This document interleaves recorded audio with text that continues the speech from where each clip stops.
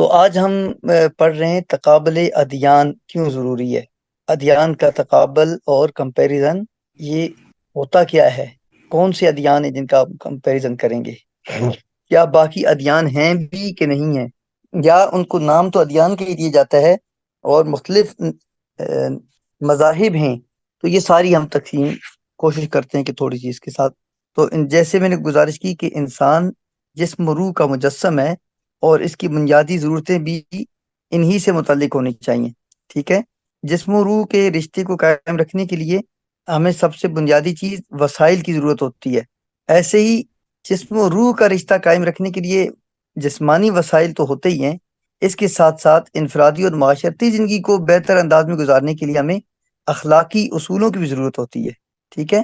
اب اخلاقی اصول اور جسمانی ضرورتیں، یہ دونوں ہماری ضرورتیں، تو اللہ رب العالمین نے ان دونوں کا اہتمام فرمایا ہے۔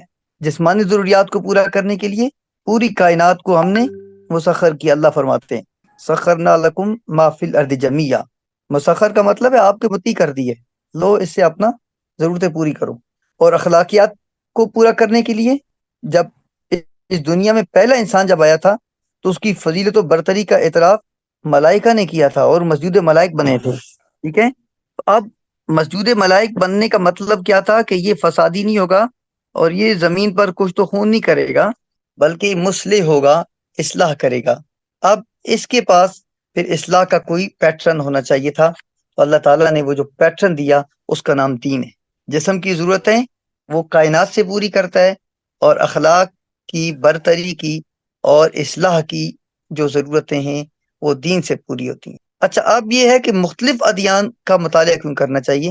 انسان انفرادی اور معاشرتی زندگی کے لیے جن اصولوں کا انتخاب کرتا ہے انہیں دین یا مذہب کا نام دیا جاتا ہے، خواہ وہ اصول انسانوں نے خود وضع کیے ہوں یا خالق کی کائنات کی طرف سے ودیت کیے گئے۔ یہ تو بعد میں دیکھیں گے کہ ان میں کامیاب ترین کون سے اصول ہوتے ہیں یا اچھے اصول کون سے ہیں، یہ تو بعد کی بات ہے۔ البتہ یہ حقیقت ہے کہ مذہب انسان کی بنیادی ضرورت ہے جس کے بغیر اس کی زندگی مکمل نہیں ہو سکتی۔ تو جب میں مذہب کا لفظ بولتا ہوں تو اس کو آپ دین ہی مراد دیجیے گا، کیونکہ بعض جگہوں پر دین کو بہت ساری جگہوں پر مذہب کے نام سے ہی تعبیر کیا جاتا ہے۔ اچھا، تاریخ انسانی میں آپ دیکھیں گے شاید کوئی لمحہ بھی ایسا نہیں آتا جب انسان بے مذہب ہو، بغیر مذہب کے ہو۔ اگر آپ مفکرین انسانیت کا ایک چارٹ بنا لیں تو تمام مفکرین مذہب کی ضرورت اور اہمیت پر آپ کو غور و فکر کرتے نظر آتے ہیں۔ باقی رہی مذہب کی تعریف اور دین کی تعریف، تو ہم نے وہ آپ کے سامنے ایک مرتبہ ایک پچھلے گزشتہ لیکچر میں پیش کی تھی، گزشتہ سے پیوستہ میں۔ اچھا، جب آپ دنیا کے مذاہب کا مطالعہ کرتے ہیں تو دو باتیں سامنے آتی ہیں۔ ایک ہی پتہ چلتا ہے کہ یہ مذہب کی ارتقائی صورت کون سی ہے۔ دو تصور ہمارے بن جاتے ہیں، اس میں سے پہلے یہ ہے کہ ہم ایک تصور ہوتا ہے ارتقائی تصور۔ اس تصور کی روح سے انسان ایک بلند ترین ہستی تک پہنچنے کی کوشش کرتا ہے۔ بعض لوگوں نے اس کو مظاہر فطرت کی طرف سے ابتدا کی طرف جوڑا ہے، لیکن بنیاد تو ہمیں حضرت آدم علیہ السلاۃ والسلام کی تخلیق سے پتہ چلتی ہے کہ حضرت سیدنا آدم علیہ السلاۃ والسلام کو اللہ تعالیٰ نے جب پیدا کیا تھا تو فرشتوں کو حکم دیا کہ ان کو سجدہ کریں، تو وہاں ہمیں یہ سمجھ آتی ہے کہ خدا وحدہ لا شریک کی ذات موجود ہے۔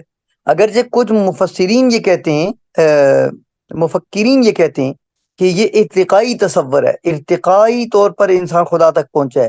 پہلے آباء و اجداد سے محبت ہوئی، پھر ساتھ ساتھ مظاہر فطرت کے راغب ہوا، ان کی پرستش شروع کر دی، یا ڈر کی وجہ سے محبت ان کی پرستش کی، یا محبت کی وجہ سے ان کی پرستش کی، اور جو شے اچھی لگی اس کے آگے سر جھکا دیا۔ لیکن پھر آہستہ آہستہ ان خداؤں کی تعداد کم ہونے لگی اور صرف ایک خدا کا تصور باقی رہ گیا جو ہر شے کا خالق و مالک تصور کیا گیا۔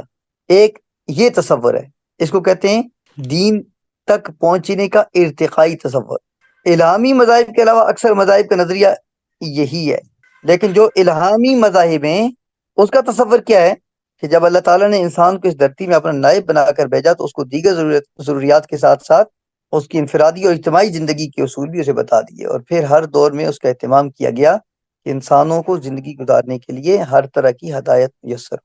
جیسے قرآن کریم میں اللہ تعالیٰ ارشاد فرماتے ہیں وَإِن مِّن وَإِن مِّن قَوْمٍ إِلَّا خَلَا فِيهَا نَذِيرٌ، ہر قوم میں اللہ نے اپنا پیغمبر بھیجا، ہر دور میں خدائے وحدہ لا شریک نے انسانوں کی ہدایت کے لیے اپنے پیغمبر مختلف علاقوں میں بھیجے۔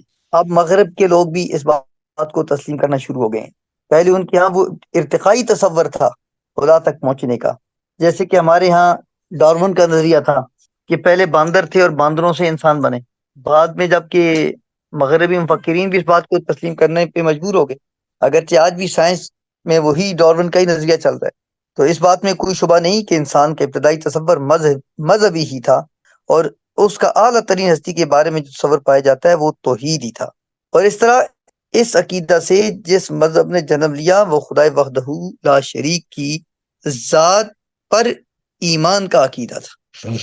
تو کیا اس سے ثابت ہوتا ہے جناب حضرت آدم علیہ الصلوۃ والسلام سے لے کر خاتم النبیین حضرت محمد رسول اللہ صلی اللہ علیہ وسلم تمام انبیاء کرام نے ایک ہی مذہب کی تبلیغ فرمائی جسے اسلام کا نام دیا جاتا ہے؟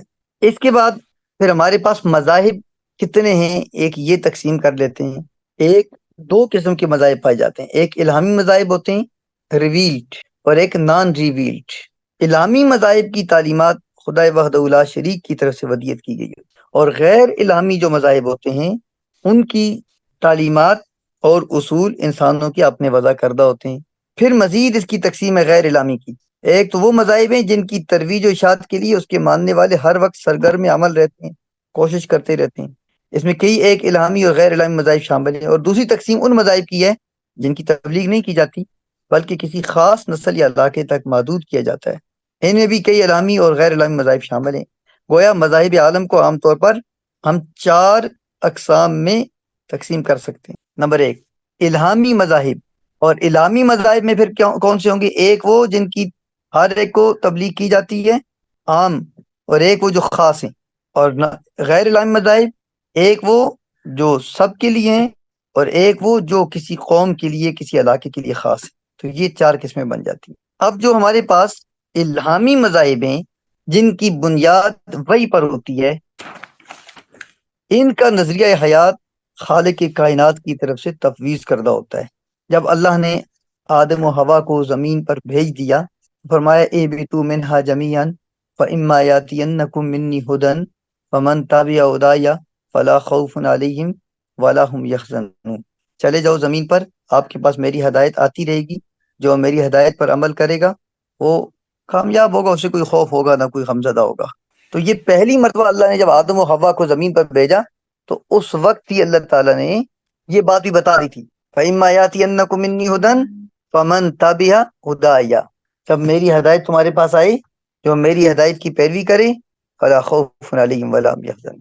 جیسے قرآن حکیم میں اللہ تعالیٰ نے کیا ارشاد فرمایا ہے، وَلِكُلِّ قَوْمٍ هَادٍ، ہر قوم میں ایک ہدایت دینے والا ہادی آئے گا۔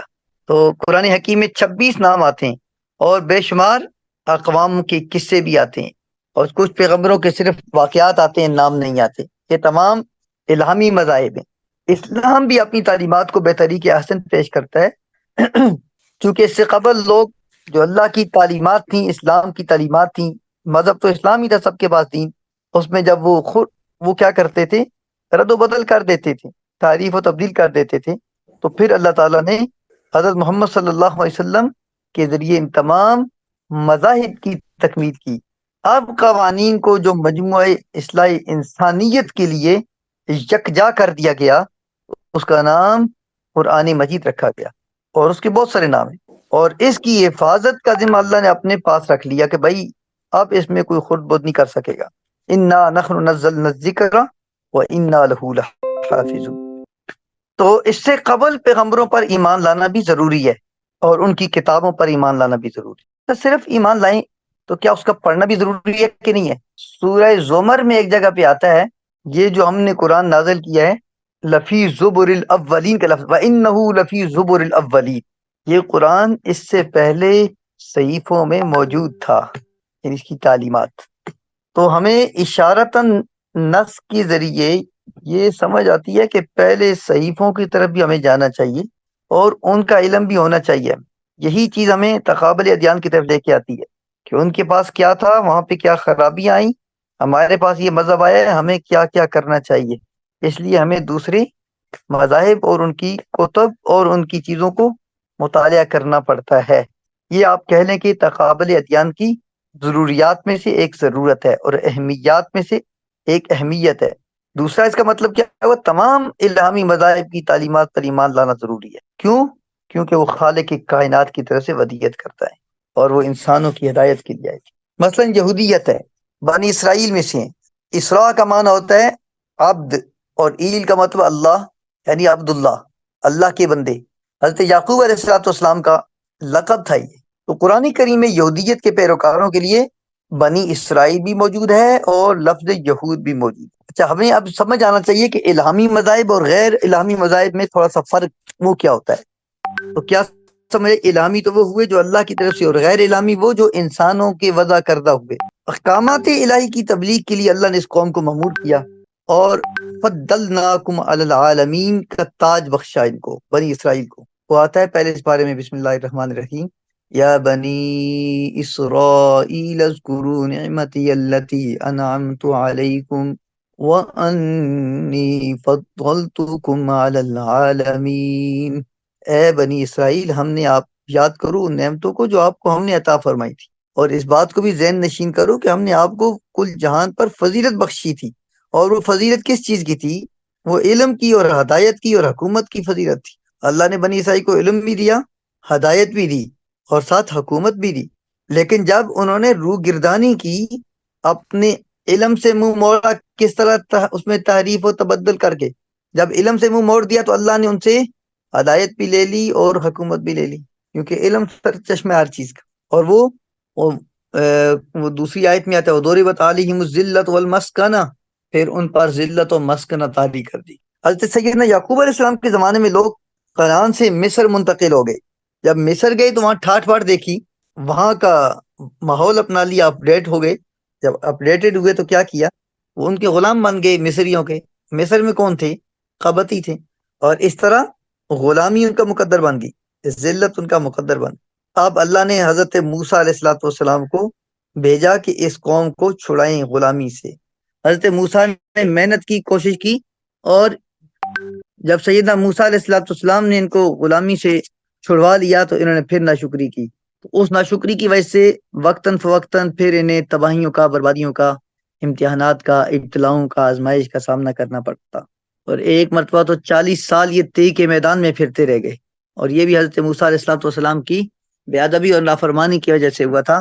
حضرت موسیٰ نے فرمایا جاؤ، جا کے لڑو، تو انہوں نے کہا اذهب انت وربك فقاتلا انا هنا قاعدون، موسیٰ آپ اور آپ کا خدا لڑیں، ہم بیٹھے تماشا دیکھیں گے۔ اگر آپ اور آپ کا خدا جیت گئے تو ہم بھی آ جائیں گے، اور اگر آپ ہار گئے تو پھر ہم ادھر ہی ٹھیک ہے۔ تو اس طرح کی ان کی کچھ ہٹ درمیاں، کچھ ضدیں، کچھ بدتمیزیاں، کچھ بے ادبیاں تھیں، جن کی وجہ سے یہ مسلسل نقصان میں اور زوال میں جاتے رہے۔ ان کی مقدس کتاب کا نام تورات ہے، جو بعد میں انہوں نے تحریف و تبدیل کے اس مرحلے سے گزار دی۔ ان کے ہاں مقدس دن کا نام السبت ہے، ہفتے کا دن۔ جیسے سنڈے سورج کے پجاریوں کا دن ہے، رومیوں کا تھا۔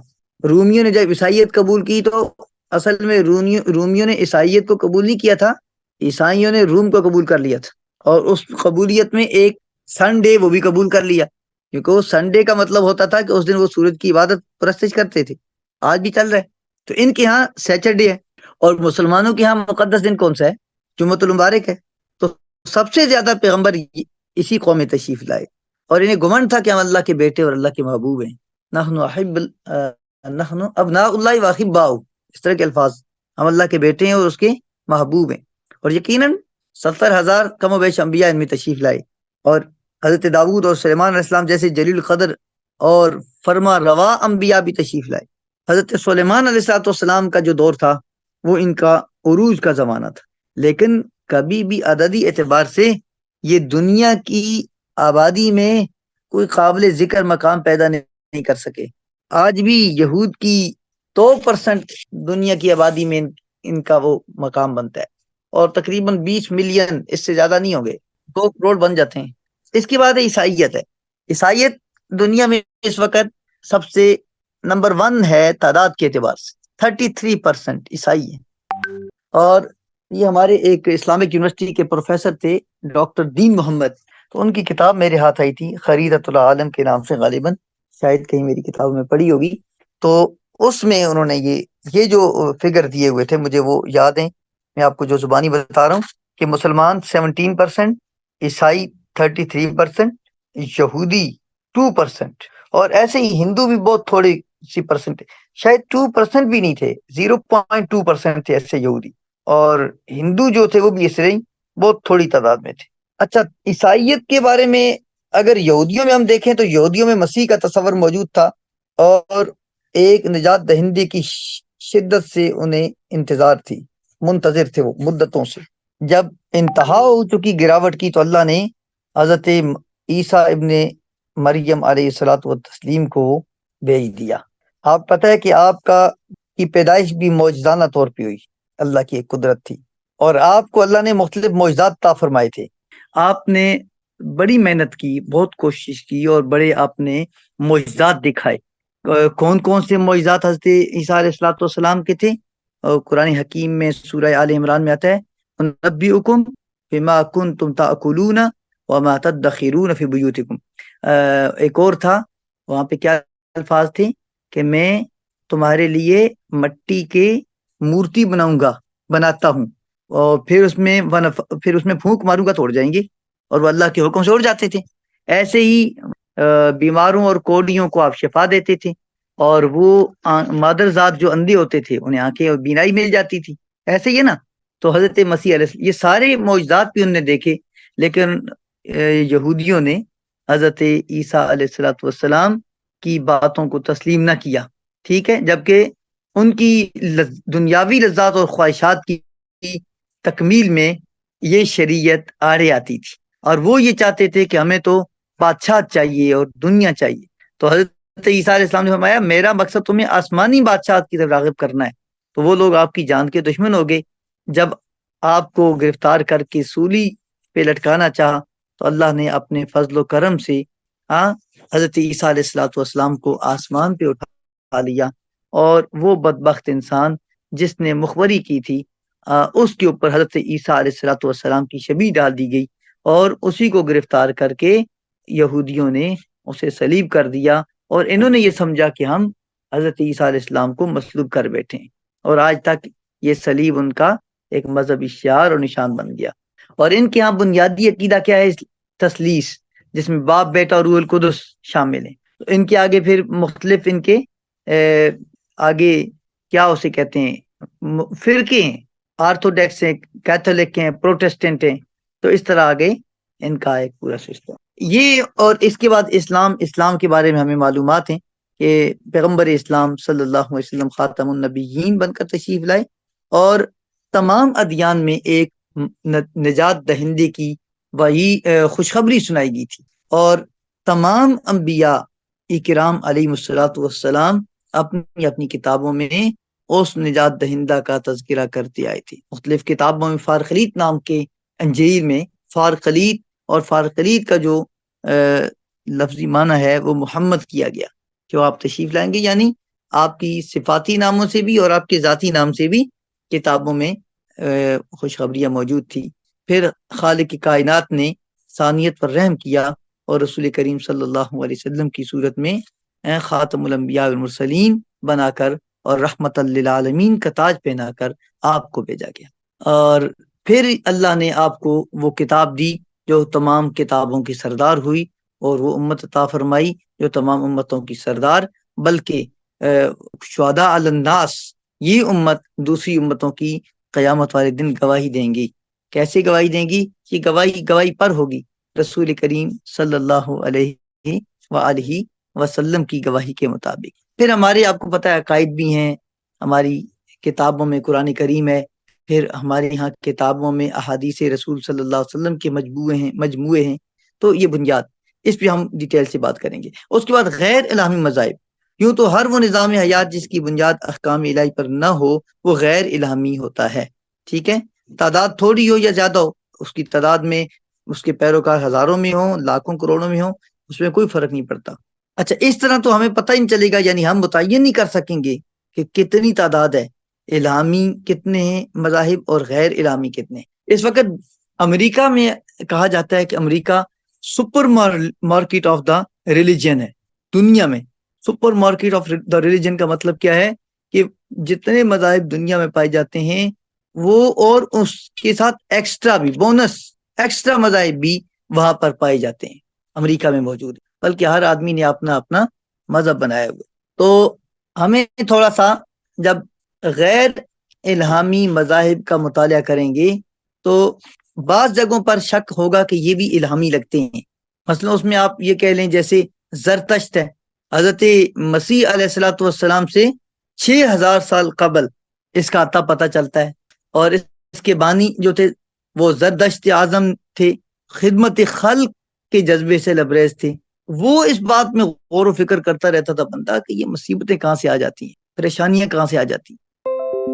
ایک مطلب سورج کو غروب ہوتے ہوئے دیکھا تو وہ اس نے وہاں پہ سوچا اچھا یہ وہ سنگم ہے جہاں اندھیرا اور اجالا اکٹھے ہوتے ہیں، یہ وہ جگہ ہے جہاں سورج غروب ہو رہا.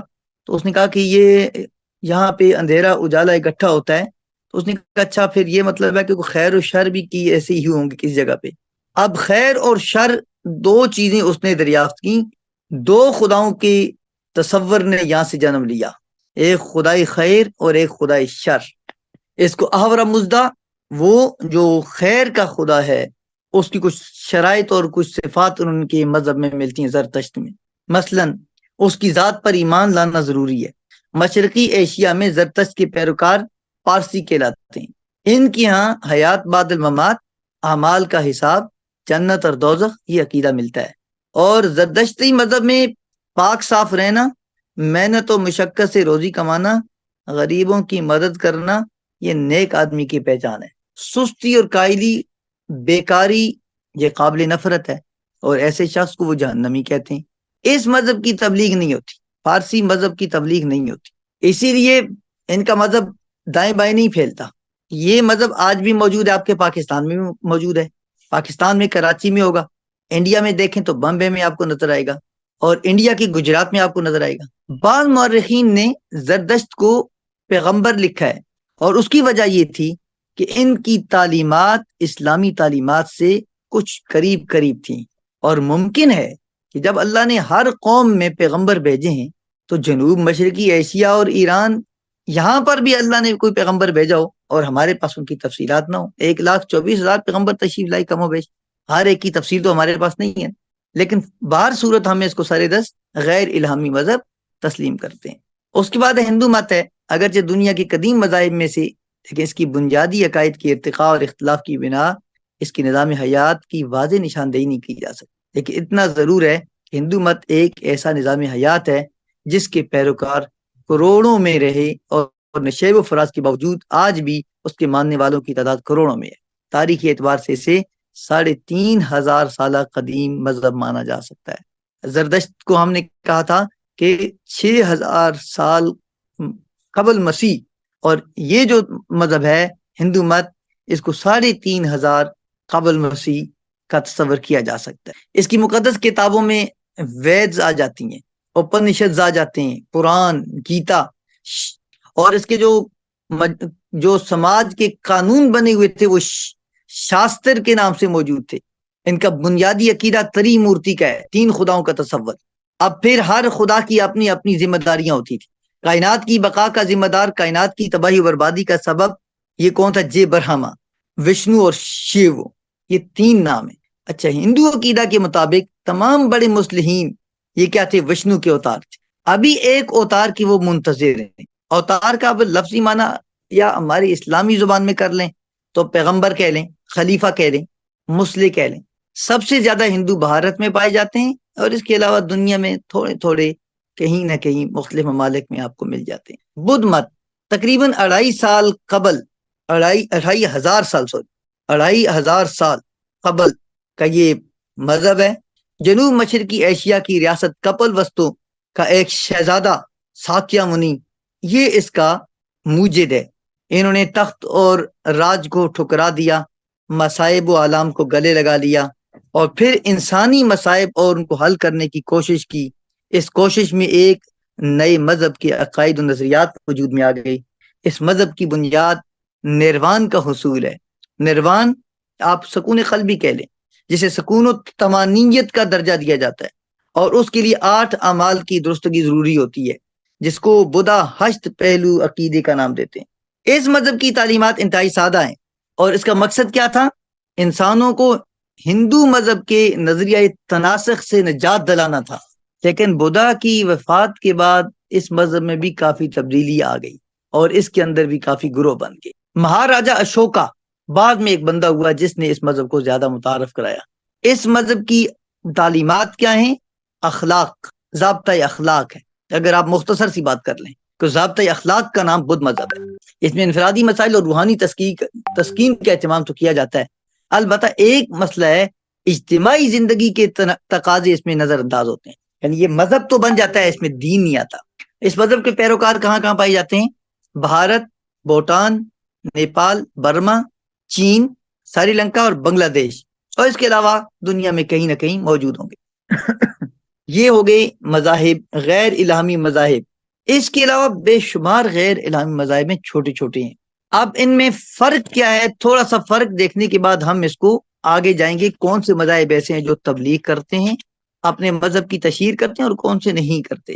تو الہامی مذاہب اور غیر الہامی مذاہب میں تھوڑا سا فرق ہے۔ تعلیمات کی بنیاد جو خالق کی کائنات کی طرف سے متعین ہوتی ہے، یہ الہامی ہوتے ہیں، اور اگر تعلیمات کی بنیاد انسانوں کی طے کردہ ہو تو وہ غیر الہامی ہوگی۔ اگر خالق کی کائنات کا واضح تصور ہو اور اس کو زندگی اور موت کا مالک مانا جائے، اور تمام کائنات میں اس کا اثر اور نفوذ ہو، تو وہ الہامی ہوگا۔ اگر خالق کی کائنات کا واضح تصور نہ ہو اور قوت تقسیم کرتے ہوئے موت اور زندگی اور دیگر جتنے کام ہیں الگ الگ تقسیم کیے ہوئے ہوں، سمجھیں کہ یہ غیر الہامی ہے۔ الہامی مذاہب کی تعلیمات ہر دور میں بنیادی طور پر یکساں ہوتی ہیں، اس میں توحید ہوتی ہے، اس میں رسالت ہوتی ہے، اس میں خدا کے اور خدا کے بندوں کے درمیان پیغامبر ہوتے ہیں، جبکہ غیر الہامی مذاہب کی تعلیمات ہر دور میں ایک جیسی ہی نظر آئے گی۔ آپ الہامی مذاہب میں کائنات کی ابتدا و انتہا کا ایک ہی تصور ہے، جبکہ غیر الہامی مذاہب میں کائنات کی ابتدا اور انتہا کے سلسلے میں متضاد نظریے پائے جاتے ہیں۔ ایسے ایک اور فرق، الہامی تعلیمات پر عمل درآمد کرنے کے سلسلے میں انسانیت کی صلاحیت کو مد نظر رکھا جاتا ہے، اور آسانی و تدریج کے پہلو کو اپنایا جاتا ہے، اور انسان پر اس کی طاقت سے زیادہ بوجھ نہیں ڈالا جاتا، جبکہ غیر الہامی تعلیمات پر عمل درآمد کرنے کے لیے قطعی اصول طے کر لیے جاتے ہیں۔ اس میں تدریج کے عمل اور انسانوں کی صلاحیتوں کا خیال نہیں رکھا جاتا۔ اسی طرح الہامی مذاہب کی روح سے تمام انسان پیدائشی طور پر نیک ہوتے ہیں، ماحول ان کو بعد میں تبدیل کرتا ہے، اور غیر الہامی مذاہب کی روح سے انسان پیدائشی طور پر گناہگار پیدا ہوتا ہے، پھر وہ اعلیٰ ادنا ہوتا ہے۔ تو الہامی تعلیمات زندگی کے تمام شعبوں کے لیے رہنمائی فراہم کرتی ہیں، یہ الہامی مذاہب ہوتے ہیں۔ اور اگر غیر الہامی مذاہب ہوں تو غیر الہامی نظریات سے انسانی زندگی کے کسی ایک شعبے کو خصوصیت دیتے ہیں اور باقی انسان کو آزاد چھوڑ دیتے ہیں۔ تو بہر صورت اس میں اور بھی بہت سارے فرق ہیں۔ پھر ہم دیکھیں گے الہامی مذاہب میں تبلیغی مذاہب کون سے ہیں، اور وہ مذاہب جو تبلیغ نہیں کرتے وہ کون سے ہیں۔ یہ بھی ایک ہمارا ٹاپک ہے۔